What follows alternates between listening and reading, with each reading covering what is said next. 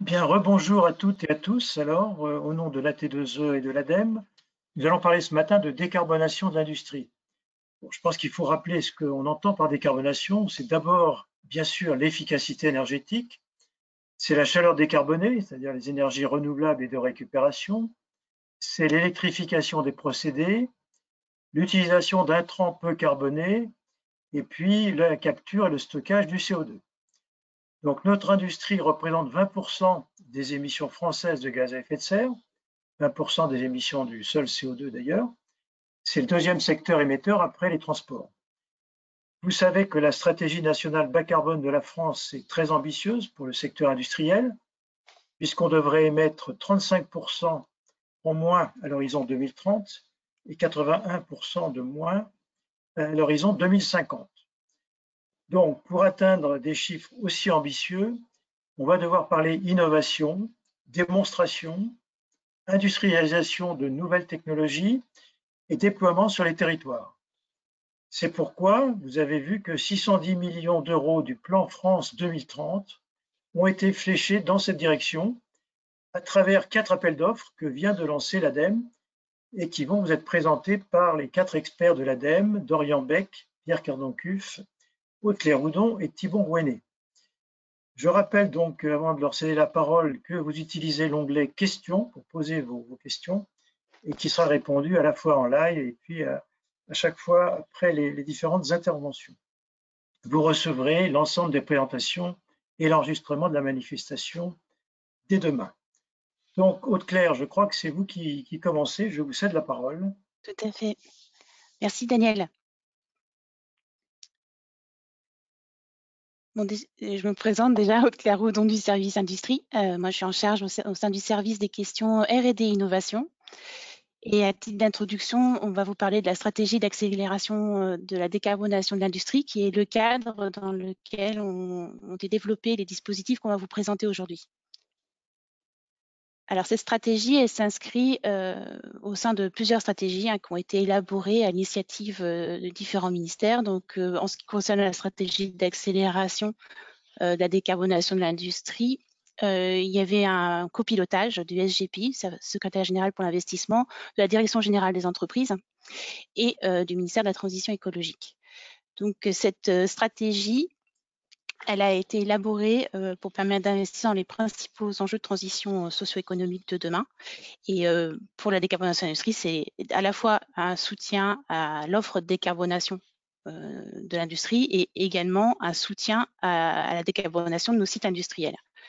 Donc, on voit que cette stratégie s'inscrit au sein de plusieurs stratégies. On a présenté dans cette diapositive uniquement les stratégies qui ont un lien et qui peuvent avoir des passerelles avec notre stratégie, donc, et qui sont aussi pilotées et qui sont aussi opérées par l'ADEME.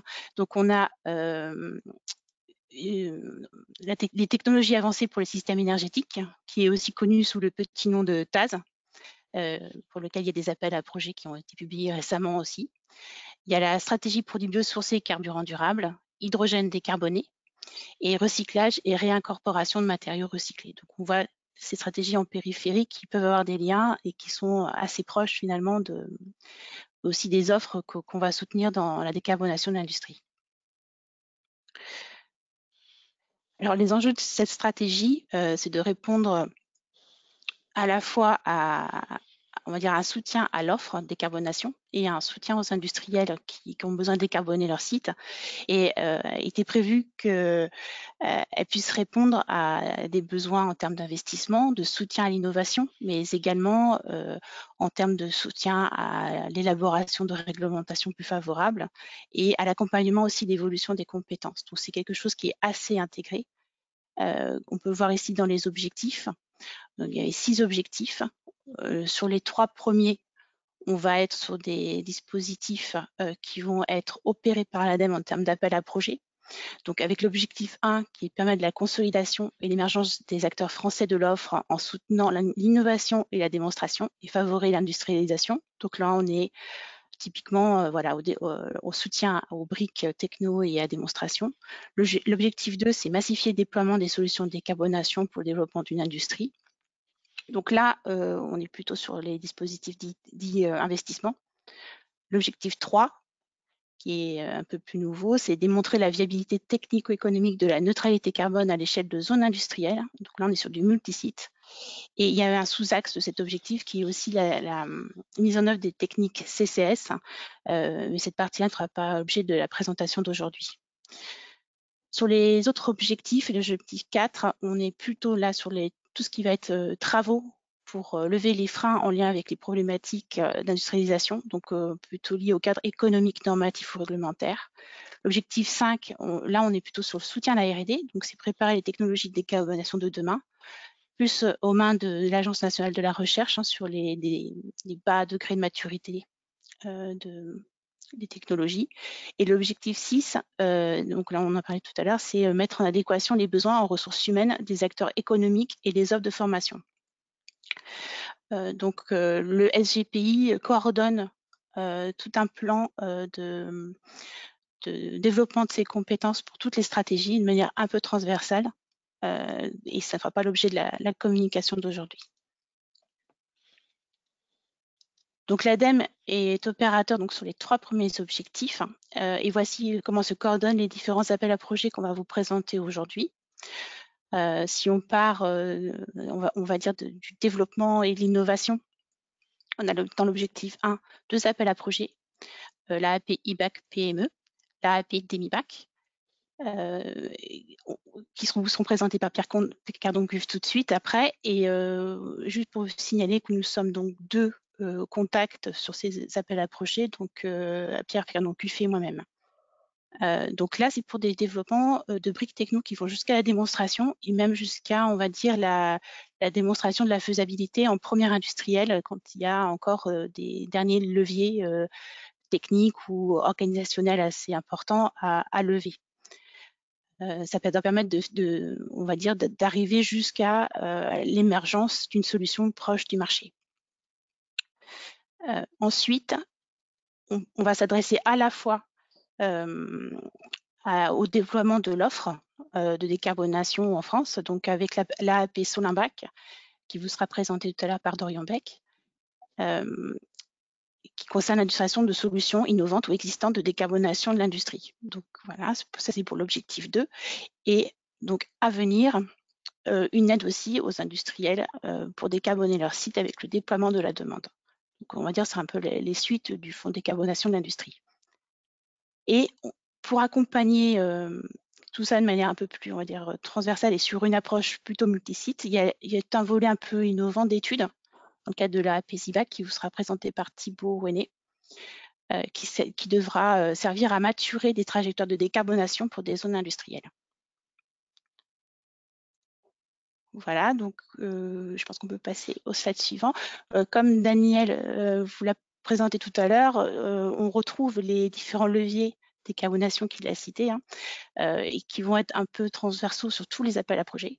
Donc on s'intéresse à la fois à l'efficacité énergétique des équipements et des procédés, mais également à la décarbonation de la chaleur au sein de ces stratégies, à la décarbonation des procédés.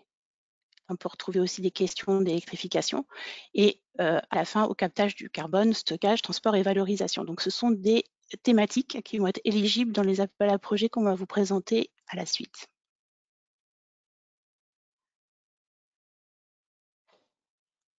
Alors Pierre, si tu me permets, je vais faire le slide aussi sur le calendrier. Donc voilà. En cours actuellement, donc on a IBAC PME, DEMIBAC, ZIBAC et Solimbac. Pour DEMIBAC, ZIBAC et Solimbac, il y aura des phases de pré-dépôt. Donc là, on encourage les porteurs de projets à nous contacter et à programmer aussi ces réunions-là. Il n'y en a pas pour IBAC PME qui aura une instruction un peu plus simplifiée. La première relève pour IBAC PME, c'est le 15 avril. Et vous voyez ici, à la suite, vous avez l'adresse mail qui est générique pour cet appel à projet sur lequel nous vous encourageons à plutôt poser vos questions et à envoyer voilà, vos peut-être pré-projets. DEMIBAC, la première relève, c'est également le 15 avril. Et il y a pour le moment 3 autres relèves on va dire de planifiées, donc en octobre de cette année, et puis l'année prochaine, au mois d'avril également, et en octobre. Pareil, il y a une adresse générique qu'on vous encourage à utiliser, puisque nous sommes souvent plusieurs à consulter les messages concernant les appels à projets. Pour ZBAC, donc première relève au 16 mai, et il y en a 2 autres de prévus, donc en septembre et puis en février prochain. Pareil, une adresse générique à utiliser en priorité. Solimbac, la première relève, c'est le 15 mai, et puis une autre relève au mois de septembre, et sa petite adresse est indiquée également ici aussi. Vous retrouverez dans cette slide qui vous sera diffusée également les liens pour les appels à projets, pour les retrouver sur la plateforme Agir de l'ADEME. Je pense que nous pouvons passer à la suite. Et pour la présentation des appels à projets, je passe la parole à Pierre Cardoncuf. Merci Aude-Claire, bonjour à tous et à toutes. Donc Pierre Cardoncuf, donc je travaille à l'ADEME à la direction entreprise. Je suis chef de projet sur les sujets investissement d'avenir et France 2030, avec en charge la mise en œuvre de la stratégie décarbonation de l'industrie au sein de l'agence, et je pilote donc différents appels à projets avec les collègues qui sont connectés aujourd'hui pour ce webinaire.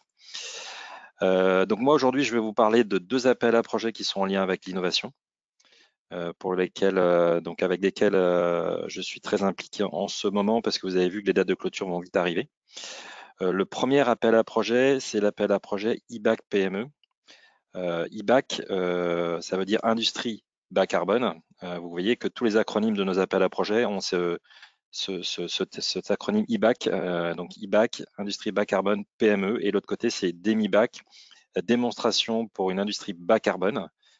Donc le premier appel à projet, c'est un appel à projet qui est orienté vers les PME, qui permet de financer des projets de RDI pour accélérer le développement et la mise sur le marché de solutions et de technologies innovantes en lien avec la décarbonation d'industrie.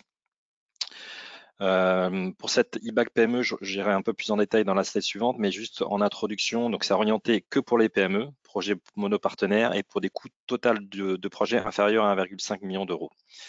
Pour des projets multipartenaires ou des projets portés uniquement par des grandes entreprises, l'appel à projet qu'il faut cibler, c'est l'appel à projet DEMIBAC, donc démonstration pour une industrie bas carbone, où c'est le pendant de IBAC PME. L'idée, c'est de soutenir l'innovation en promouvant le développement de briques technologiques, allant jusqu'aux opérations de démonstration, et puis un nouveau volet qui n'apparaissait pas clairement dans les anciens appels à projets du programme des investissements d'avenir, qui est l'appropriation par les industriels de solutions de production bas carbone, avec la possibilité donc pour ces industriels de se faire financer le risque technico-économique qui est pris d'essayer de tester une innovation sur leur site industriel.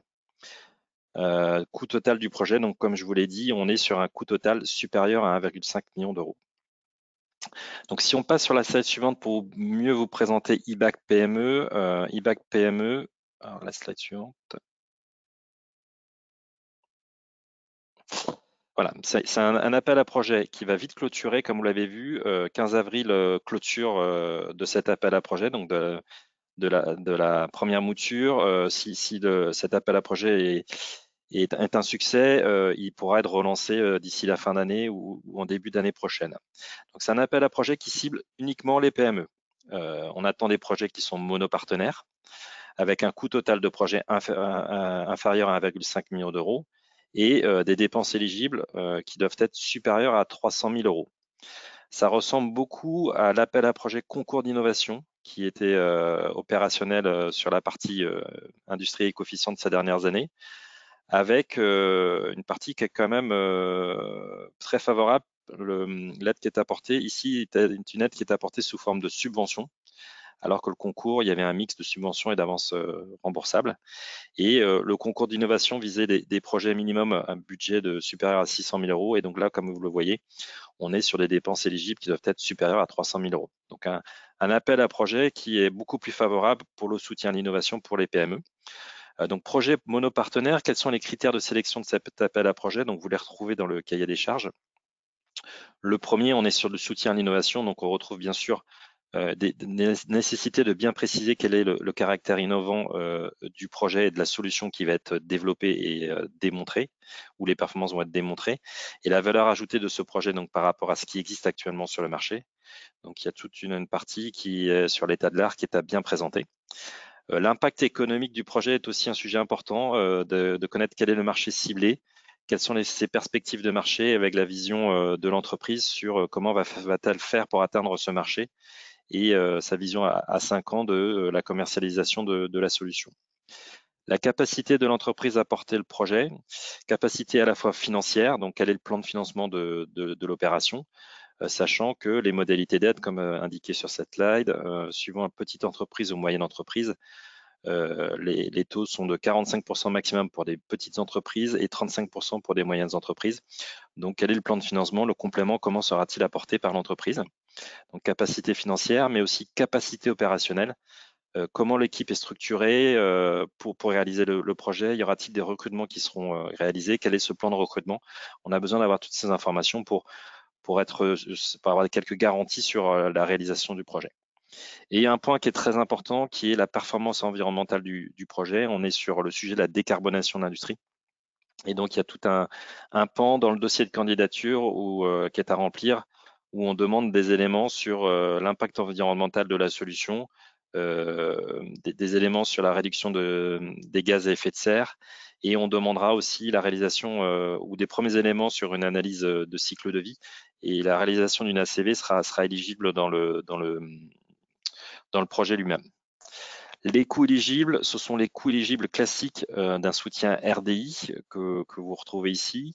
C'est le temps passé, les salaires et charges des personnes qui vont travailler sur le projet.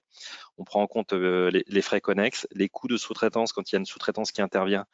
Cette sous-traitance sera prise en compte. Il y a quand même un pourcentage limite au niveau de la sous-traitance qui est de l'ordre de 20-30% grand maximum pour des coûts totaux du projet. On veut vraiment que cette sous-traitance apporte un plus sur le projet, mais soit pas majoritaire dans les coûts du projet. On veut que la propriété intellectuelle qui soit développée reste bien dans l'entreprise. La contribution aux amortissements, quand il y a des achats qui sont faits, des achats d'équipements qui sont faits pour la réalisation du projet, on peut prendre en compte donc c'est l'amortissement de ces achats. Et puis les frais de mission, bien sûr, sont pris en compte aussi dans les coûts éligibles du projet.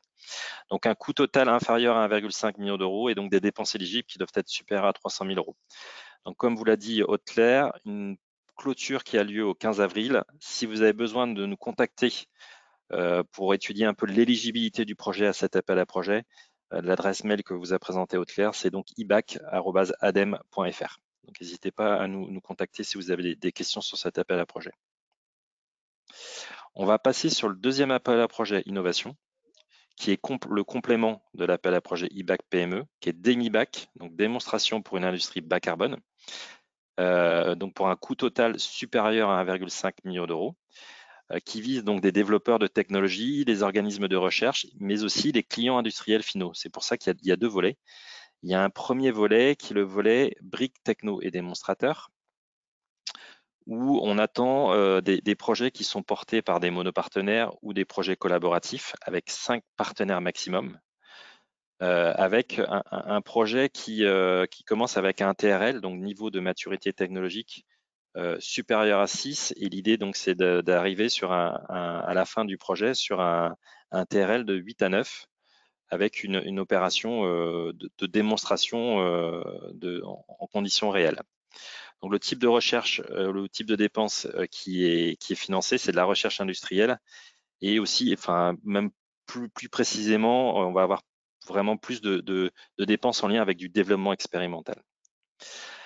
Alors sur ce volet et même sur le volet numéro 2, on est sur une opération un peu spécifique dans le cadre de DEMIBAC, où l'idée c'est de financer des démonstrateurs offre-demande avec l'idée d'accompagner et de financer les dernières étapes de développement de l'innovation qui se ferait sur un site client. C'est pour ça qu'on parle de première réalisation industrielle, où l'idée, ça serait qu'on finance le risque technico-économique qui est pris par cet industriel en validant l'innovation en situation réelle. Donc l'idée, c'est vraiment de démontrer la viabilité technique du projet dans le cadre de ce volet. C'est pour ça qu'on arrive au démarrage sur des projets avec un TRL supérieur au volet 1, où on est plutôt sur les TRL 7, 8, 9, Et donc, on arrive sur des premières réalisations industrielles sur un site chez un industriel.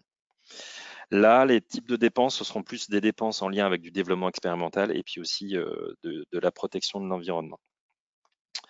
Alors, les dépenses éligibles doivent être supérieures à 300 000 € par partenaire. Donc, si par exemple vous avez 5 partenaires dans le projet, il faut donc que pour chaque partenaire, il y ait au moins 300 000 € de dépenses éligibles dans le dossier de candidature.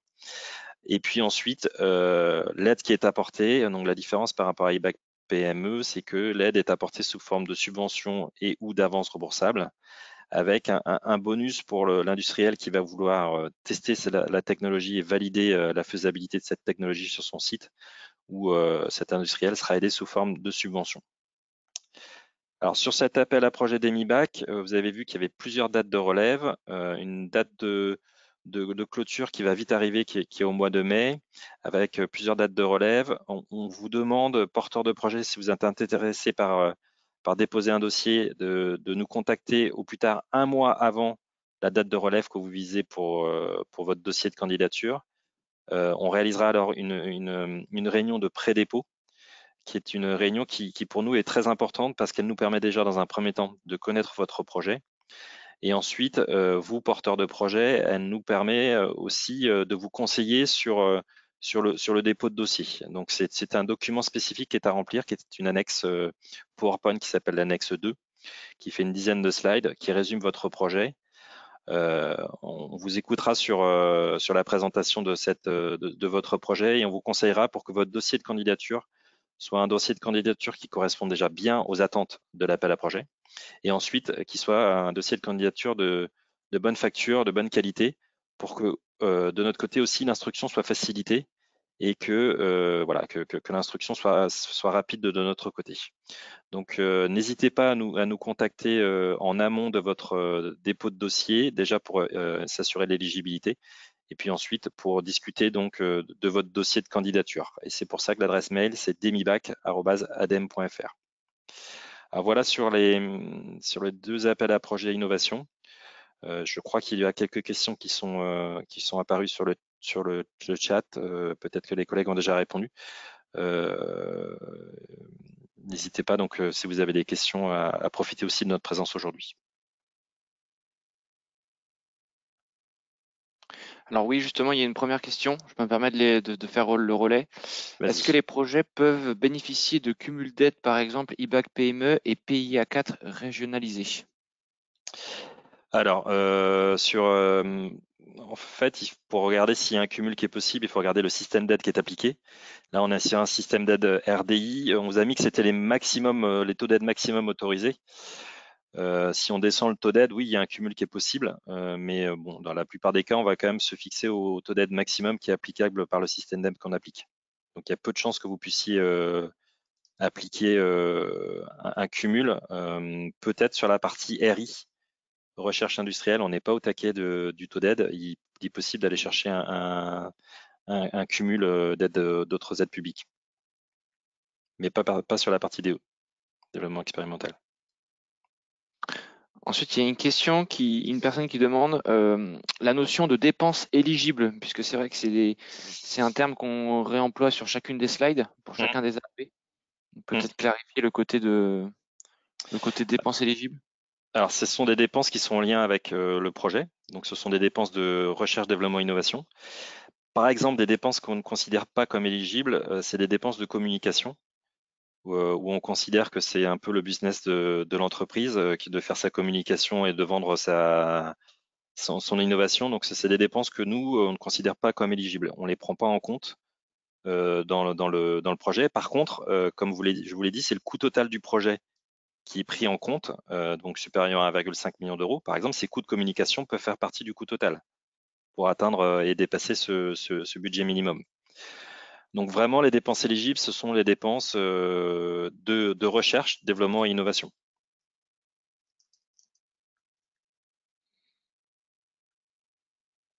Très bien. Il y a une personne qui demande si le régime d'aide pour l'AAP d'EMIBAC est le même que pour IBAC PME. Oui, c'est le même système d'aide, ouais.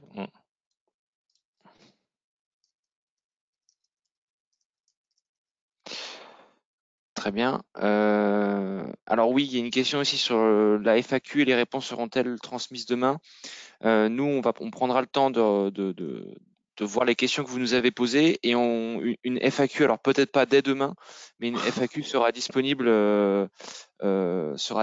effectivement, alors à voir certainement sur le site Agir, mais à voir quel autre support, mais voilà, ce sera disponible à terme. Il y a une question aussi pour IBAC PME concernant les projets CSR. Donc pour ce type de questions, je pense que le mieux serait de nous envoyer sur l'adresse email peut-être un petit descriptif du projet pour qu'on puisse un peu creuser la question. C'est la part biogénique du CSR à voir. Il faut qu'il y ait des questions de R&D innovation et puis voir l'impact global du projet. Donc peut-être à discuter peut-être à côté si ça vous dérange pas. Il y a peut-être aussi une question générale qui a été posée, disons d'une confusion avec ce qu'on a présenté l'année dernière. C'est-à-dire l'année dernière, on était dans le plan de relance et on présentait tous les mécanismes qui visaient donc 1,2 milliard d'investissements dans l'industrie pour des technologies matures. On vous avait présenté les appels à projets de l'ADEME et également le guichet du ministère dit ASP. Et donc il y avait des questions là-dessus, donc ça n'a rien à voir, hein, puisque là-bas on était dans des technologies matures, des investissements. Aujourd'hui, on vous parle beaucoup plus d'innovation, de démonstration, etc. Donc, je crois qu'il faut bien faire la bascule entre ce qu'on a pu vous dire l'année dernière sur les aides à l'investissement dans le cadre du plan de relance et ce qu'on vous dit aujourd'hui sur l'innovation qui est dans le cadre de France 2030. Voilà, je crois que c'est une petite précision à apporter. Oui, on parle d'innovation là sur ce qui vient d'être présenté par Pierre et on va peut-être passer à des questions qui sortent de l'innovation dans les 2 appels à projets qui viennent. Il y a une question propre à Demibac pour le volet 2. L'accord de consortium peut-il contenir un accord d'exclusivité qui réserve la technologie développée à l'utilisateur industriel pendant plusieurs années?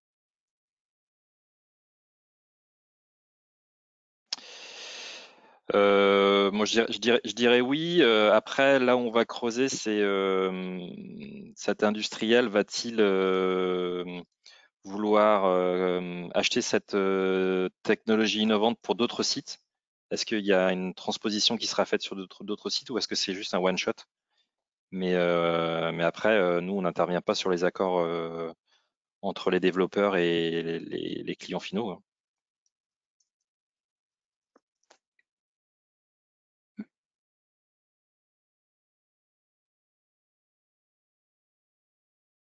Une autre question peut-être. Alors il y a des questions sur Solimbac. Alors peut-être que on attendra un petit peu pour Demibac. À quelle date peut-on espérer les premiers fonds? Ah, bonne question. Donc, si on est sur une première relève qui va vite arriver, il faut compter à peu près une réponse d'ici l'été. On viserait vraiment à avoir une première réponse d'ici l'été. En fait, le process d'instruction n'est pas complètement défini, mais les ministères veulent qu'on aille assez vite. Ensuite, on passe, une fois que l'instruction est finalisée, on passe sur une contractualisation. Et c'est une fois que la contractualisation est faite que les premiers fonds sont versés. Donc, on est plutôt sur le versement des premiers fonds qui aurait lieu au 2e semestre de cette année.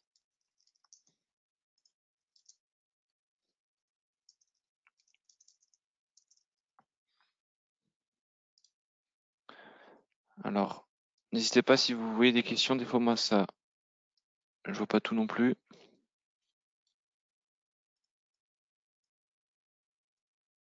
Demibac, est-ce qu'il y a une mise en réseau de fait si on est un industriel? Alors, je suis pas sûr de comprendre. La mise en réseau.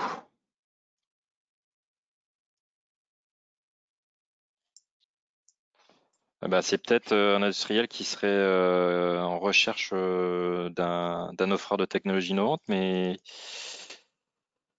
nous, c'est pas prévu une mise en réseau. C'est vrai que avec la pandémie, on a un peu réduit nos animations qu'on organisait. On a organisé des colloques sur les sujets d'efficacité énergétique où on demandait on proposait des présentations des projets qui avaient été soutenus par exemple par le programme des investissements d'avenir.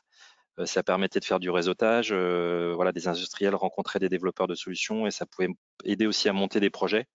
qui ensuite revenaient vers ce type de guichet. Voilà, depuis plusieurs mois, c'est vrai que plusieurs années même, on est un peu limité pour le moment sur l'organisation de tels événements.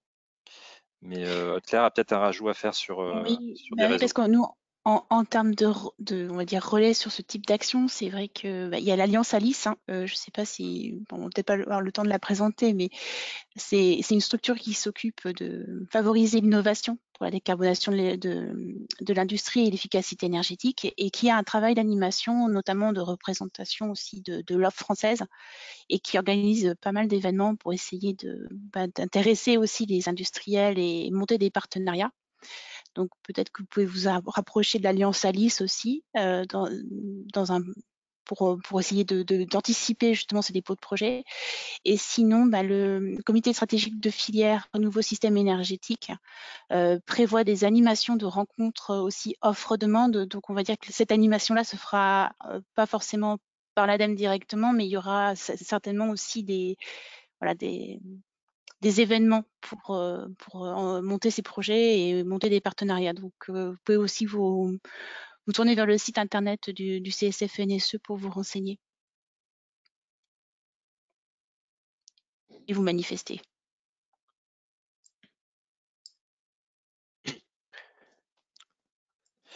J'ai cru voir une question sur le volet numéro 2. L'offre de solution peut-il être une entreprise étrangère? Il est indiqué dans le cahier des charges de l'AAP que cela est possible s'il n'existe pas d'entreprise française proposant une technologie similaire. C'est quelque chose qu'il faut qu'on discute très en amont pour bien avoir la justification qu'il n'existe pas d'entreprise française. Parce que normalement, dans le cadre de la contractualisation, on va contractualiser avec des entreprises qui ont un numéro de SIRET et donc qui sont immatriculées en France. Après, voilà, il faut qu'on en rediscute avec le porteur de projet et puis l'industriel pour voir comment on peut monter l'aider dans un dossier un peu spécifique où l'offreur serait étranger. Ouais. Donc on a encore beaucoup de questions. Ce que je vous propose, c'est que éventuellement Pierre prenne le relais pour vous répondre manuellement par écrit. Et de mon côté, je vais enchaîner en vous présentant le deuxième appel à projet. Et on essaiera ensuite de vous faire un retour le plus complet pour toutes les questions qui n'ont peut-être pas pu être traitées en direct.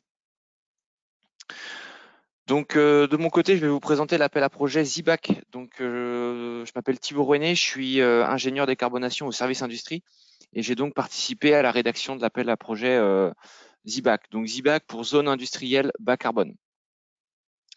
Donc tout d'abord pour vous présenter un peu plus concrètement ce qu'est ZIBAC. Donc ZIBAC c'est un j'ai fait une mauvaise manip.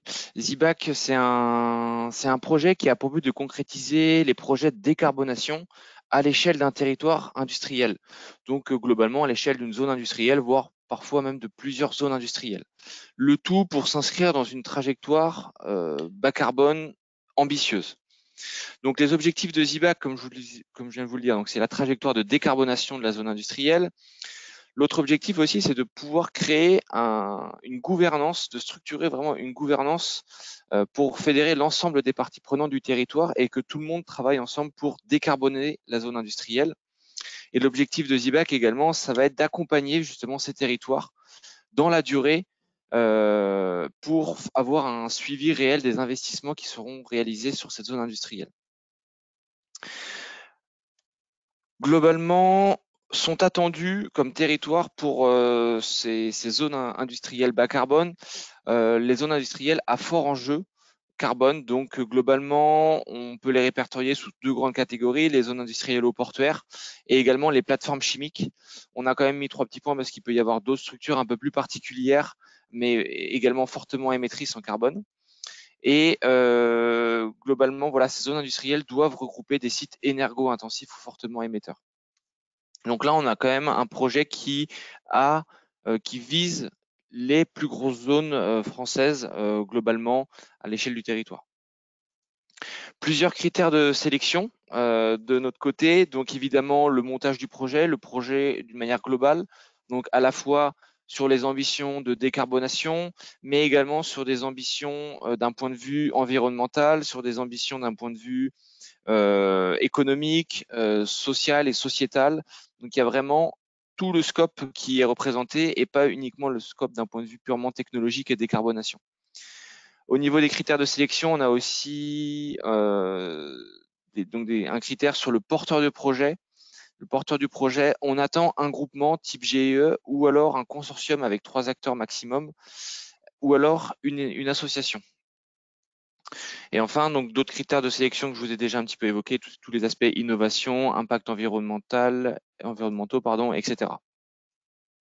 La particularité de ZIBAC, c'est que ce sont c'est un projet pour financer uniquement des études, enfin comment dire, du temps homme. Donc ça pourrait être des études, des formations, de l'animation, de l'accompagnement, etc. Mais pas d'investissement ou de R&D à proprement parler.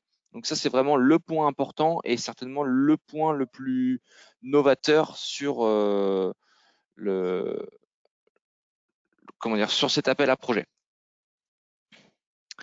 Donc si je vous explique un petit peu, enfin je vais vous présenter rapidement comment se décompose l'appel à projet ZIBAC. Donc dans un premier temps, il y aura une phase de pré-dépôt, comme le disait Aude-Claire tout à l'heure, alors qui n'est pas représentée ici sur le schéma. Une phase de pré-dépôt qui va permettre de créer les premiers échanges entre l'ADEME et le porteur de projet pour voir si le dossier répond bien à nos attentes, si voilà, tous les critères de sélection sont remplis. Le porteur de projet ensuite déposera son dossier à l'une des clôtures qu'on vous a annoncé tout à l'heure pour candidater, pour postuler et éventuellement rentrer s'il est retenu dans une phase de maturation. Phase de maturation qui, comme son nom l'indique, va lui permettre de maturer son projet et de le consolider. Donc, pourront être réalisées, comme c'est inscrit sur la slide, des actions de conseil, d'ingénierie, d'études, etc. Cette phase de maturation va également permettre de structurer vraiment, de stabiliser la gouvernance du porteur de projet. Donc, il est possible que au sein d'un groupement, il y ait voilà, des acteurs qui rentrent ou qui sortent pendant la phase de maturation en fonction de l'avancement du projet. Cette phase de maturation va également permettre d'identifier tous les projets, toutes les études à financer et de structurer une maquette financière. À l'issue de cette phase de maturation, donc qui s'étalera au maximum sur 24 mois, il y aura de nouveau un dépôt de dossier de la part du porteur de projet et une nouvelle validation du jury pour ensuite rentrer dans une deuxième phase, qui est une phase beaucoup plus longue, la phase d'accompagnement et de suivi des investissements. Et là aussi, comme son nom l'indique, c'est vraiment permettre de fournir du temps homme à la zone industrielle pour suivre pour suivre cette nouvelle trajectoire et tous les investissements qui devront être réalisés. Au niveau des coûts éligibles, donc comme je le disais, ça touche vraiment le temps homme, donc les salaires et les charges, quelques frais connexes, mais également des coûts de sous-traitance. Donc il est possible que des études soient sous-traitées à d'autres entreprises et des coûts éligibles liés aux frais de mission. Donc le point important, c'est ce que je disais tout à l'heure, c'est que le projet doit être porté par un groupement donc de type GEE, un consortium ou une association.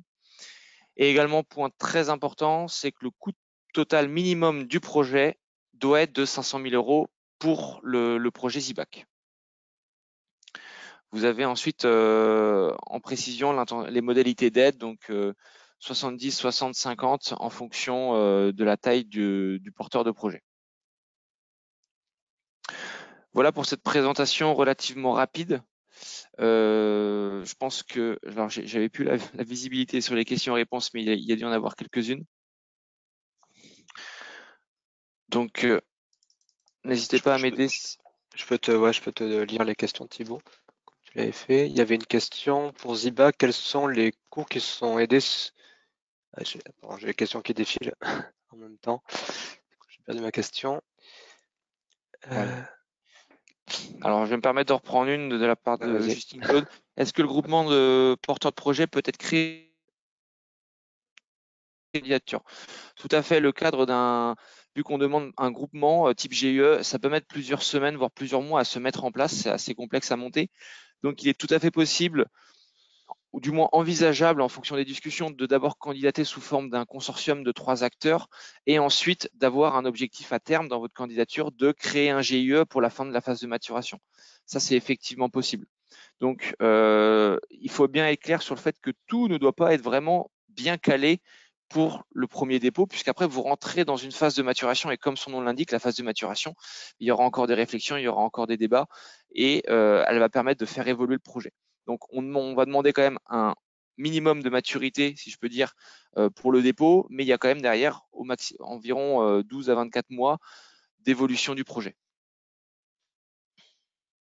Il y avait une question, Thibaut, sur si c'est possible de détailler les zones industrielles éligibles, les types d'activités, la taille de la zone, parce que je pense que c'est quelque chose d'important que ce soit bien clair. Alors, sur les zones, comme je vous disais, on ne va pas forcément raisonner en termes de taille, mais surtout en termes d'émissions. Donc là, on cherche quand même les plus grosses zones émettrices en France. Et finalement, ça se recoupe assez souvent sur les zones industrielles-portuaires ou fluviales et également sur les plateformes chimiques. Après, il peut également y avoir d'autres zones qui peuvent rentrer en compte, notamment voilà, s'il y a des cimenteries avec d'autres gros acteurs industriels à côté, etc. Donc il n'y a pas vraiment, on a une idée de type d'acteurs qu'on cible, mais il n'y a pas une liste prédéfinie. Je vois une question sur la faisabilité du cumul entre ZBAC et DemiBAC. On n'est pas tout à fait sur les mêmes échelles, Pierre pourra compléter. ZBAC, on est vraiment à l'échelle d'une zone industrielle, donc beaucoup plus large, avec des trajectoires de décarbonation pour l'ensemble des acteurs de la zone industrielle. Mais ensuite, je pense qu'il est tout à fait possible qu'une industrie dans cette zone industrielle puisse également candidater à ZBAC. Enfin, Pierre, tu me reprends? C'est bien ça, ouais. Voilà. Donc le cumul des appels à projets est possible, étant donné que voilà, ils ne sont pas tout à fait sur les mêmes objectifs et sur les mêmes échelles. Une autre question, est-ce que la phase de maturation est-elle obligatoire? Est-ce qu'on peut faire valoir ce qu'on aurait déjà fait en termes d'études? Effectivement, c'est pour ça qu'on a une durée maximum et pas une durée minimum, dans la mesure où certaines zones industrielles sont plus matures que d'autres, sont déjà plus avancées sur leur réflexion. Certaines ont déjà des feuilles de route de décarbonation. Donc l'idée, c'est de quand même déposer pour rentrer en phase de maturation, mais ensuite, si tout est déjà défini sur les études à réaliser, sur la gouvernance qui est déjà stabilisée, etc., il est possible que la phase de maturation soit relativement courte, de quelques mois, on peut imaginer 6 mois. Elle est quand même obligatoire dans le sens où il faudra y passer pour stabiliser certaines choses, mais elle sera plus ou moins longue en fonction de la maturité des porteurs de projets. J'ai une question concernant le fait que le porteur de projet peut-il être un regroupement de 3 associations? Effectivement, quand on parle d'un consortium, on parle de 3 acteurs et ça peut être effectivement 3 associations. Donc on se doute bien de toute façon que pour chacun des porteurs de projet, ce sera des cas particuliers. Donc là, d'où l'importance d'avoir des échanges réguliers entre le porteur de projet, nous l'ADEME à Angers, et il y aura également, nous de notre côté, un gros soutien de la part de l'ADEME régionale qui, en général, connaît bien vos zones industrielles. ZBAC ne finançant que les temps hommes, y aura-t-il derrière des AAP pour financer l'investissement? Effectivement, c'est ce que disait Aude-Claire tout à l'heure sur la présentation de la stratégie d'accélération. C'est que pour le moment, là, on est effectivement en amont de ces projets-là avec du financement temps homme, mais va arriver prochainement, alors on n'a pas tous les détails actuellement, mais la suite, par exemple, du FDI, du Fonds de décarbonation de l'industrie, sous France 2030, pour financer des investissements, effectivement. Mais là, à l'heure actuelle, on n'est pas en mesure de vous dire plus d'informations. Juste pour que ce soit bien clair pour l'ensemble des projets, quand on parle de coût total minimum, on est d'accord, il ne s'agit pas que des dépenses éligibles, mais de l'ensemble des dépenses. Oui. Cette question, elle revient, mais comme ça concerne tous les appels à projets, c'est important d'avoir bien ça en clair. Pour ZBAC, quels sont les coûts qui sont aidés sur ZBAC phase 1 et phase 2? Donc phase 1, phase 2, je pense que oui, c'est phase de maturation et phase d'accompagnement.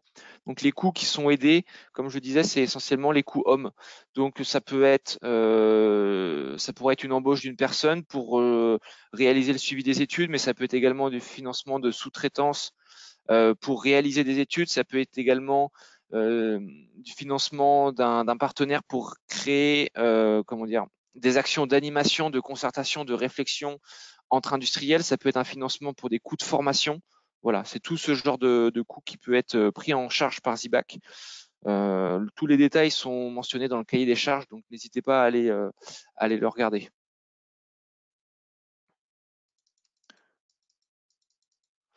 Donc il y a une autre question sur détailler les zones industrielles éligibles. Donc comme je vous disais tout à l'heure, la typologie d'activité, on cherche les zones industrielles les plus émettrices de France pour vraiment travailler avec des entreprises qui ont des entreprises, pardon, des zones industrielles qui auraient des fortes ambitions en matière de décarbonation et surtout de forts enjeux.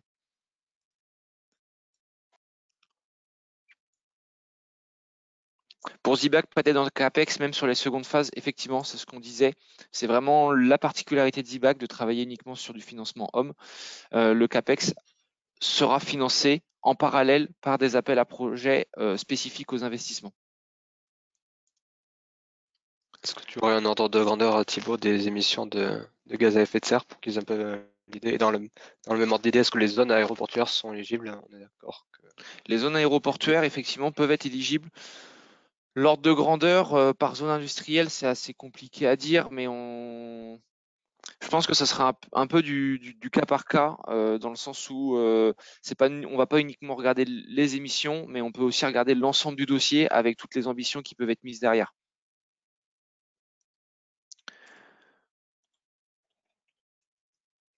Et est-ce que les études financées doivent nécessairement concerner plusieurs membres du consortium ou des GIE?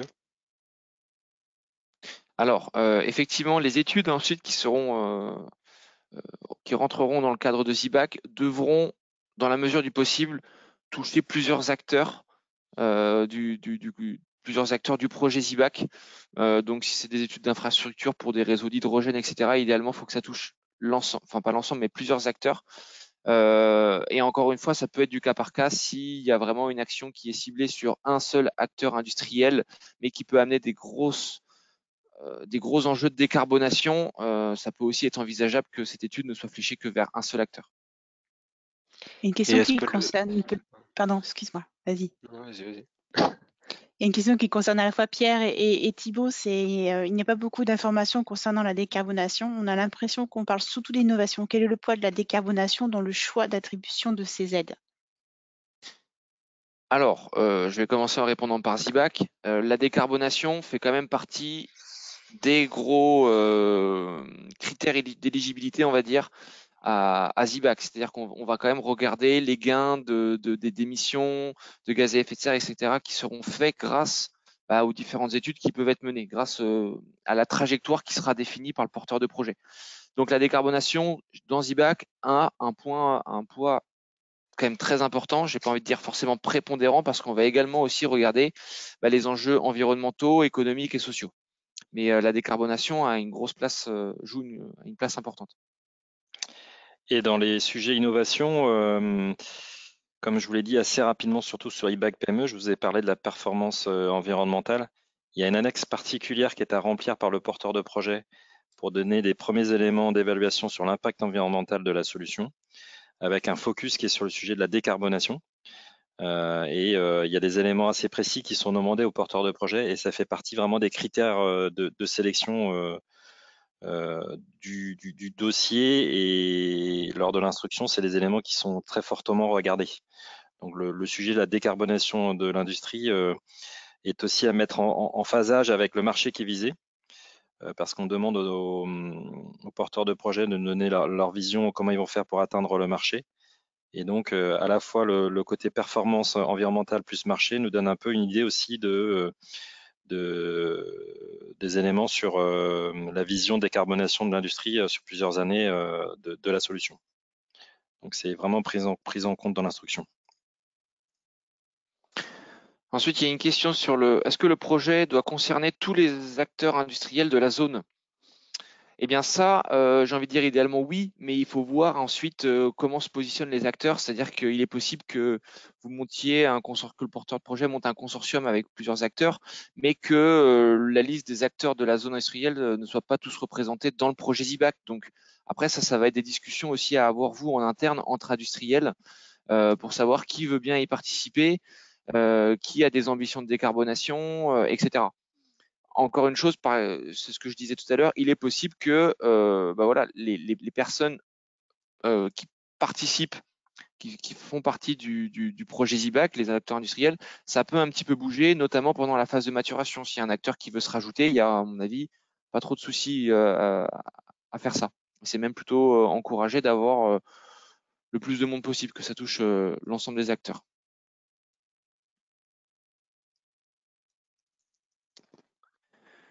Alors, excusez-nous, on a beaucoup de questions, donc c'est peut-être un peu compliqué de tous les traiter, sachant que certaines sont posées plusieurs fois. Moi, j'ai une question. Que se passe-t-il pour le versement de l'aide si la trajectoire n'est pas concluante? Alors globalement, on va quand même, et c'est tout l'intérêt du pré-dépôt, c'est que tous les échanges qu'il y aura eu avec l'ADEME en amont feront que comment dire, le projet sera viable et de notre côté sera cohérent avec nos idées. Donc après la trajectoire à horizon 2030-2050, c'est vrai qu'elle est c'est un peu compliqué à imaginer dans le cadre d'un suivi comme ça de 5 à 10 ans, mais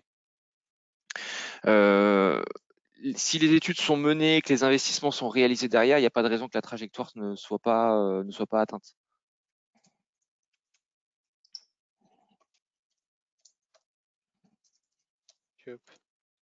On arrive à 55, tu veux en prendre une autre ou j'enchaîne, Thibaut? Eh bien, je vais te laisser prendre la main, Dorian, comme ça on respecte les timings. On va essayer de continuer de vous répondre par chat, sachant que la présentation est prévue de se terminer donc à 11h15. Si certains d'entre vous sont disponibles pour rester un peu plus, nous on pourra prendre peut-être 5-10 minutes de plus pour traiter des questions supplémentaires. Et puis pour celles qui n'auront pas eu le temps d'être traitées, je pense qu'on aura le temps de bien reconstruire tout ça avec toutes les questions qui se regroupent ensemble et vous faire partager ensuite par mail. Je pense que ce sera possible l'ensemble des réponses par une FAQ. Je te laisse la main, Dorian. Ouais, super. Donc c'est moi qui change de slide? Pas du tout. Super. Donc bonjour tout le monde, Dorian Beck, je m'occupe spécifiquement de cet appel à projet, de soutien à l'industrialisation de solutions de décarbonation de l'industrie. Donc il y a une petite spécificité que je tiens à vous dire au préalable, c'est que par rapport aux 3 autres appels à projet, le côté innovation de l'appel à projet est un point positif, mais n'est pas un point absolument nécessaire. C'est-à-dire que dans cet appel à projet, des technologies, des projets matures pourront aussi être pris en compte. Parce que le but de cet appel à projet, c'est de soutenir l'offre de la décarbonation. Qu'est-ce que j'entends par là? C'est que un industriel qui a une forte émission de CO2, quand il veut se fournir, on peut considérer que c'est la demande, et quand il souhaite se fournir sur des équipements pour décarboner sa production, il va se fournir à ce qu'on appelle sur l'ensemble de la chaîne de valeur l'offre. Et donc cet appel à projet, c'est assez nouveau à l'ADEME. Il va aider l'ensemble de ces acteurs qui permettent d'offrir des solutions à ces industriels. Et donc, qu'est-ce que c'est plus spécifiquement cette offre? On va prendre vraiment l'ensemble de la chaîne de valeur. Alors là, on vous a mis 6 points de cette composante de la chaîne de valeur. Donc les briques technologiques, les composants, les intrants et les produits qui seront nécessaires aux chaînes de process des industriels pour décarboner leur industrie, les équipements, les procédés et les systèmes incluant les aspects numériques. Donc c'est vraiment une large amplitude de l'offre que l'on souhaite soutenir pour aider des projets matures ou innovants, donc dans le but d'aider à massifier l'industrialisation sur le territoire français de ces solutions.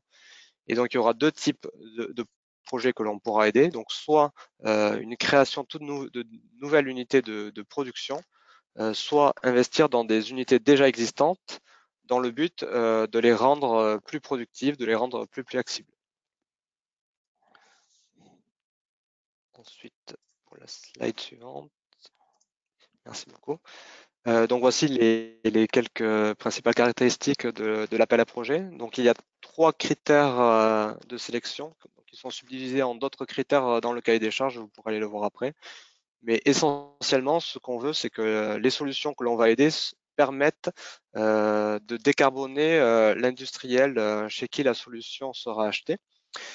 Donc on souhaite que l'impact décarbonation, il faudra montrer qu'il a un fort impact de décarbonation par rapport aux autres solutions sur le marché. Ensuite, on va regarder sur le projet en lui-même les impacts sur le territoire même. Donc, notamment en termes d'environnement, c'est pas parce que le projet va aider une industrie que lui-même ne doit pas faire attention à des critères environnementaux et des critères de décarbonation. Donc, l'effort de décarbonation sur le site même sera positif, et aussi l'impact en termes social, notamment en termes de création d'emplois, sera un critère très important. Et ensuite, des enjeux économico-financiers pour voir, et en tout cas pour nous, de permettre de savoir si, la stabilité et la solidité du projet. Il y a un coût minimum de projet, comme dans les autres appels à projets, de 1 million pour celui-ci. Dans la majorité des projets, ce sera un seul acteur, puisque s'il s'agit de nouvelles lignes de production, mais trois partenaires sont possibles pour former un consortium. Et alors pour l'intensité, la modalité des aides, alors il y a quelques complexités sur cet appel à projet-ci, mais dans la majorité des projets, là, seront appliqués les taux d'aide que vous pouvez voir, donc 35, 25 et 15 de taux d'aide, mais des spécificités pourront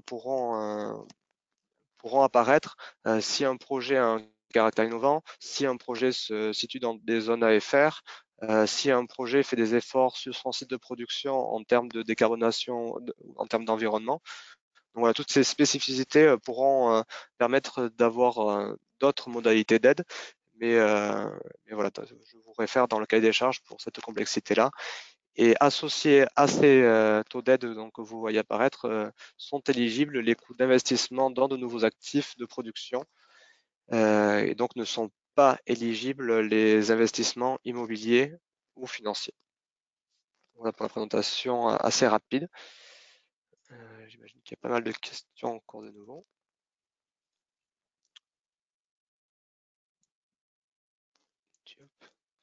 Alors, il y a des questions, oui. Pour Solinbac, de nouveaux sites ouais. en création d'usines sont-ils éligibles s'ils intègrent une technologie moins carbonée que sur les autres sites? C'est exactement le but de créer de nouvelles lignes de production, et même sur un nouveau site. C'est juste qu'on ne vous aidera pas sur l'investissement immobilier en tant que tel. Et voilà. Est-ce que le produit doit avoir un impact sur l'industrie française seulement, ou peut-on inclure les projets avec un impact international? Alors, je pense qu'en termes, donc nous on a de l'offre, mais quelle demande va-t-elle viser? Il n'y a pas de, Pierre, tu m'arrêtes si je me trompe, mais il n'y a pas de critères d'ailleurs pour le libre, il n'y a pas de critères sur vers qui va aller cette technologie, donc cela peut avoir des visées françaises comme des visées européennes ou internationales. Nous, ce qu'on veut vraiment aider, c'est l'équipementier français qui va produire pour un marché qui peut être un marché européen. Mais Ce sont d'autres appels à projets qui permettront d'aider les industriels côté demande. Donc nous, on veut vraiment aider voilà. l'offre de cette chaîne de valeur. Il y a une question sur la clarification des taux d'aide. L'AAP mentionne la possibilité de mobiliser le régime environnement, mais aussi un nouveau régime d'aide en cours de notification dont le taux d'aide est beaucoup plus bas, 15% ETI et grandes entreprises. Alors justement, le taux d'aide en cours de notification, c'est celui que je vous présentais, c'est celui qui sera utilisé majoritairement. C'est juste qu'il est en cours de notification à la Commission européenne, donc on est obligé de mettre ces pincettes quand on vous l'a présenté. Ce que je vous disais, c'est que si au niveau de par exemple une nouvelle ligne de production que vous allez développer, si vous faites des efforts dans vos propres émissions de carbone et votre propre impact environnemental sur le site même, des aides de type environnement pourront être mobilisées, qui ont effectivement des taux d'aide plus intéressants. Mais ce seront les dépenses liées à cet effort-là qui recouvreront ces taux-là.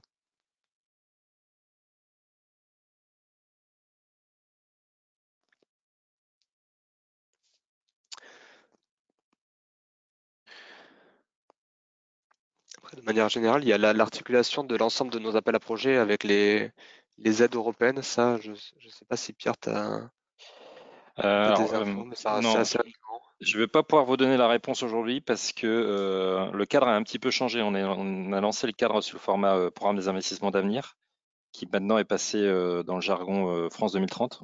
Enfin voilà, France 2030 a pris maintenant le programme des investissements d'avenir. Je dois caler un peu cette question ou la réponse que je vous ai apportée sur le soutien via des fonds européens, parce que je dois vérifier d'où viennent les fonds qui sont utilisés dans le cadre de France 2030. Il y a une question concernant les dépenses à l'investissement dans les ENR. Alors, je vous renvoie à la stratégie dédiée au développement des ENR, comme il a été énoncé en introduction, la stratégie TAS. Par contre, si c'est une solution spécifique qui permet d'intégrer une ENR spécifique pour une industrie, donc s'il y a vraiment cet objectif de décarboner derrière une industrie, ça sera regardé au cas par cas. Vous pouvez nous envoyer par mail votre projet, mais regardez avant tout les appels à projets de cette stratégie TAS. Hein. Il y a eu pas mal de questions, alors pas forcément que pour Solimbac, mais je crois que je l'avais vu pour Zibac et autres, si c'était compatible avec les dispositifs C2E. Oui, c'est vrai qu'il y a eu pas mal de questions. Pierre, tu as une réponse. Enfin, c'était par rapport à quel dispositif? Sur le soutien à l'innovation, c'est sûr que non. Parce que Alors, c'est et, des soutiens. je crois qu'on Plutôt a eu plutôt chacun sur la des... bague, je crois. Pour les C2E, c'est plutôt sur la bague parce que il faut bien comprendre que les Ouais. C2E visent des technologies matures, ce qui Exactement. n'est pas l'objet de la matinée aujourd'hui. Hein. Par contre, la question a été posée pour Solimbac, où là, effectivement, j'ai cru comprendre qu'on pouvait utiliser des technologies déjà matures. Ouais, Donc, effectivement. peut-être que là, effectivement, la réponse est différente. J'ai pas la réponse à votre question. Je On pense regardera en qu'on détail. pourra En le détail. mentionner dans la FAQ. En tout cas, pour les autres, il n'y a pas de lien. Quoi, hein. Voilà. Parce que beaucoup de questions montrent un petit peu une confusion entre ce qu'on dit ce matin et puis ce qu'on a dit dans le cadre des plans d'investissement l'an dernier, ce qu'on redira peut-être dans quelques mois quand le fameux plan de 5 milliards d'euros d'investissement sera précisé, mais ce n'est pas l'objet d'aujourd'hui. Donc c'est pour ça qu'il y a pas mal de questions qui sont un petit peu à côté de l'objet de la réunion de ce matin. Quoi. Ouais, j'ai vu qu'il y avait aussi des questions pour savoir, effectivement, une fois que les études sont déposées, menées dans ZIBAC, après, vers quel outil d'investissement est-ce qu'ils sont prévus? Alors, la stratégie est pensée comme ça. Après, c'est que pour le moment, nous, on n'a pas d'éléments concrets à communiquer sur les futurs appels à projets et dispositifs pour l'investissement. Voilà, Il y avait effectivement une remarque qui était justifiée, qui disait que pour ces futurs appels à projets, en fait, aujourd'hui, il y a une consultation du ministère jusqu'au 1er avril, qui est très large et qui consulte auprès des industriels pour savoir justement quel type d'appel à projet, quels critères, etc. Donc, il y a une liste assez importante de questions qui sont posées. Donc, je pense que le ministère va attendre les réponses avant de lancer ces appels à projets. J'ai une question. Si toute la chaîne industrielle de l'offre doit-elle être incluse dans le projet? Alors non, justement. Alors, on peut aider un équipement qui sera assez intégré sur l'ensemble de la chaîne, mais on peut aussi aider toute ou partie de la chaîne industrielle de l'offre.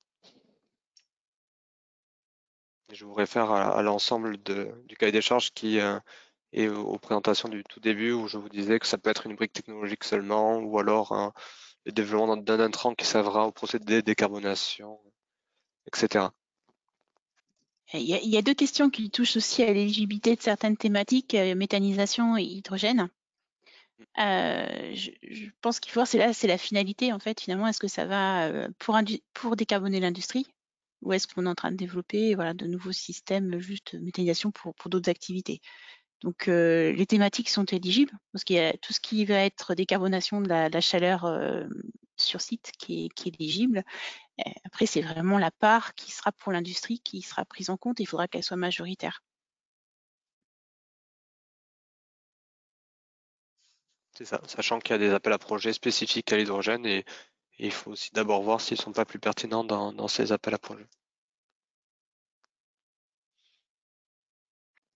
Ensuite, il y a des demandes d'éligibilité en fonction de sites industriels qui auraient déjà bénéficié de Indus EE en 2020.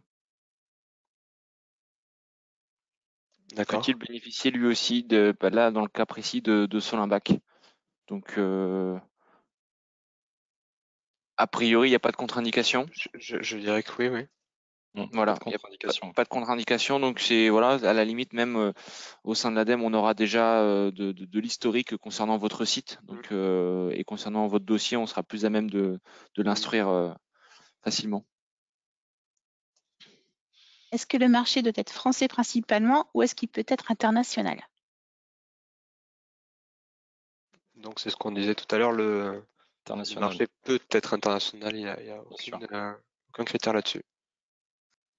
Ouais, on peut signaler que dans la stratégie, hein, c'est quelque chose qui a été relevé, le soutien aussi à l'export des équipementiers français. Oui, voilà.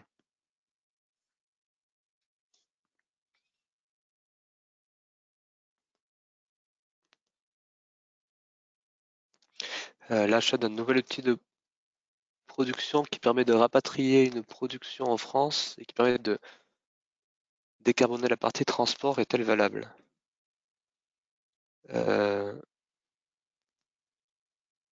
Question intéressante. Donc une nouvelle ligne de production, elle devra permettre de décarboner l'industriel qui achètera cette solution. Donc là, on est sur une décarbonation indirecte. Donc, je pense que vous pouvez envoyer le cas de votre projet par mail pour qu'on en discute. Comme ça, je dirais que non, mais je ne suis pas certain. Pierre? Je pense que ça doit se discuter entre nous pour bien Ouais. nous présenter le projet. C'est plutôt pertinent, hein, c'est le genre de projet qui pourrait rentrer dans l'appel à projet. Ouais. Sachant que le but, c'est justement d'aider le territoire à apporter une offre solide dans la décarbonation. Donc voilà, envoyez-nous le projet. Il y a une question aussi sur l'IMBAC sur l'éligibilité des coopératives agricoles. Je crois que je l'ai déjà vu une ou deux fois. Comme ça, je vois pas de contre-indication. Il faudra bien préciser quelle est la solution de décarbonation qui surtout est ça, ouais. produite. Parce Sur qu'on doit toujours, l'industrialisation. on doit toujours faire le lien avec les autres stratégies d'accélération, voir si c'est pas pertinent pour une autre stratégie d'accélération et s'il n'y a pas un dispositif qui existe. Alors, c'est pour ça que répondre par rapport à un acteur, c'est compliqué. On a besoin de savoir un peu plus quelle est la solution. Dans la même verbe de ce qu'on vient de dire, j'ai une question. Toute la chaîne d'offre de solutions doit être française ou bien une partie peut être à l'international? Alors, la personne qu'on va soutenir peut être en collaboration avec une autre entreprise, mais il n'y aura bien que l'entreprise et le développement de la solution sur le territoire français qui sera aidé. Mais elle peut tout à fait se fournir avec un autre porteur d'offres national sur une autre partie de la chaîne de valeur.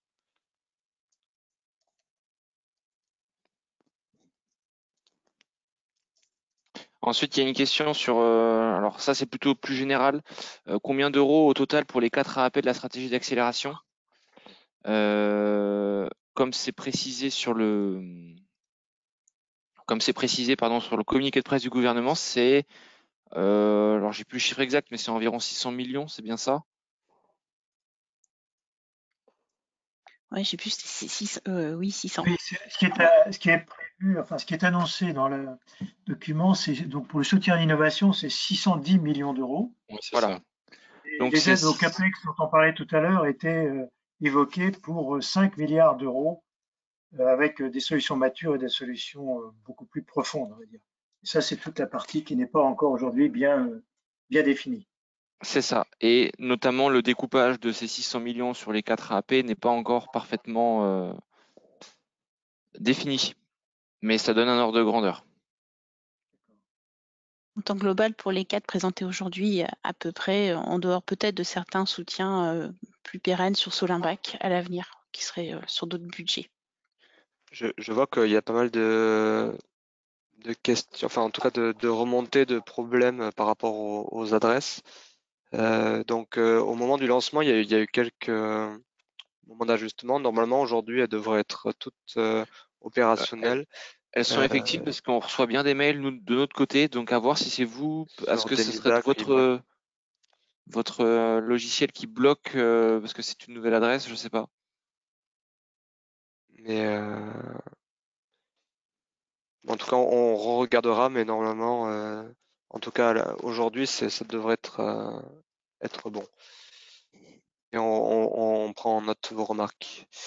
J'ai une question. Les industriels qui procèdent à l'acquisition d'un outil de production permettant d'abaisser les émissions de CO2 sont-ils éligibles à Solinbac?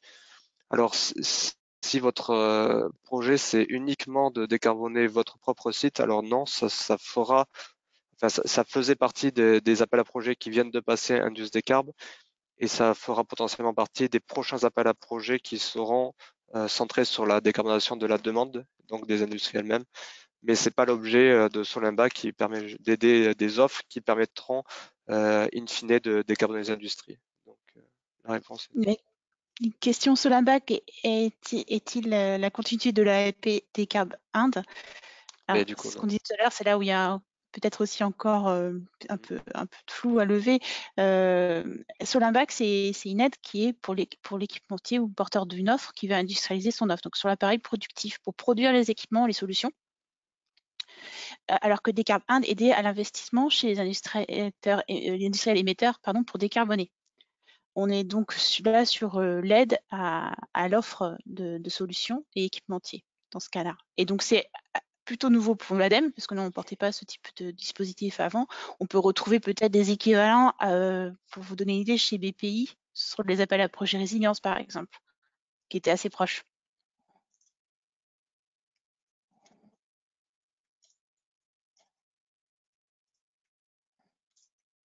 Et pour la suite de la APD Carb Inde, ça va venir, mais c'est pas aujourd'hui qu'on vous le présente. Voilà.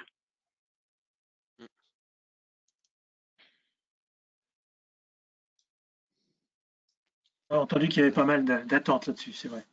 Est-ce que Oui. vous avez d'autres questions auxquelles vous voulez répondre, ou bien est-ce qu'on répondra Alors, plutôt à travers le FAQ dans quelques jours? on est en train de, moi de mon côté, je suis en train de passer en revue certaines questions pour voir, parce qu'on on en a répondu pas mal à l'oral, donc elles sont pas répertoriées, répondues dans le chat.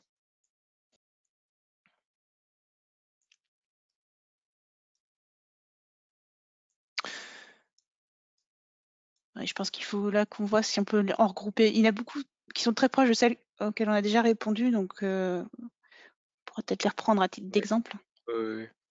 Une question sur le CCS et CCU, c'est bien une thématique qui est éligible sur l'ensemble des 4 appels à projets.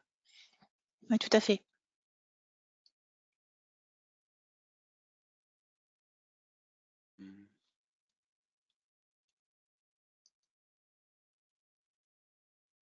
Alors je reviens, alors du coup ça va être un peu dans le désordre, mais j'ai des questions sur Zibac. Quel type d'acteurs en consortium sont attendus? Club entreprise, collectivité, syndicat mixte, association, etc. pour que ça soit limité à 3? Effectivement, ce sont des types d'acteurs qui peuvent être pris en compte dans le consortium. Comme je disais tout à l'heure, ça peut être aussi plusieurs associations, ça peut être des industriels. L'idée dans un consortium, que ce soit une association ou un industriel, ce serait, ou un club d'entreprise, ce serait quand même que ce soit des acteurs qui soient représentatifs des gros émetteurs de la zone. Alors si c'est une association où il y a plusieurs industriels à l'intérieur, pourquoi pas. Si c'est 3 acteurs industriels qui représentent le consortium, idéalement, il faudrait que ce soit les trois plus gros, j'ai envie de dire, ou les 3 acteurs industriels les plus représentatifs de la zone en termes d'émissions, par exemple. Mais là, encore une fois, ça pourrait être en discussion.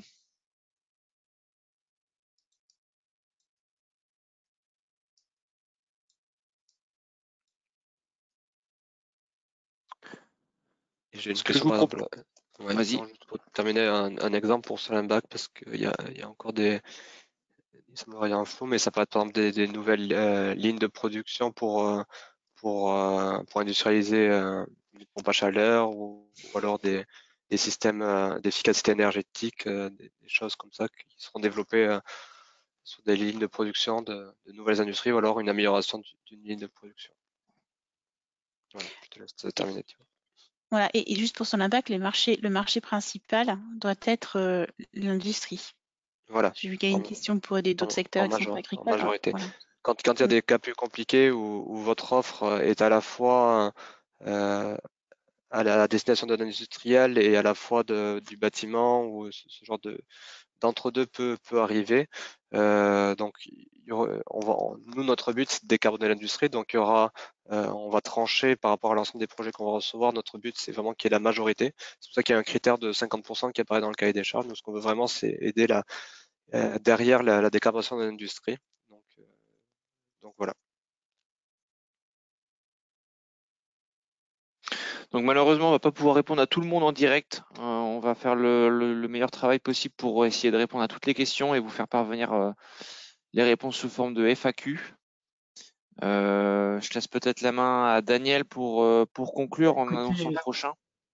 Simplement, d'abord, remercier tous les participants, remercier nos 4 experts pour la clarté de vos présentations. Vous redire qu'effectivement, vous aurez très rapidement les slides et l'enregistrement. Par contre, il va falloir attendre quelques jours, effectivement, pour qu'une FAQ reprenne peut-être par écrit un certain nombre de réponses et vous seront également envoyées. Et puis, on a bien compris que vous attendez tous aussi des appels à projets, des choses nouvelles dans le domaine de l'investissement lui-même. Dans le cadre de France 2030, ça va venir, mais sans doute plus tard dans l'année. Donc voilà, il y avait un petit peu de confusion entre ce dont on parlait aujourd'hui et puis ce dont on parle habituellement. Donc en tout cas, merci à tous et bonne fin de journée. Merci encore.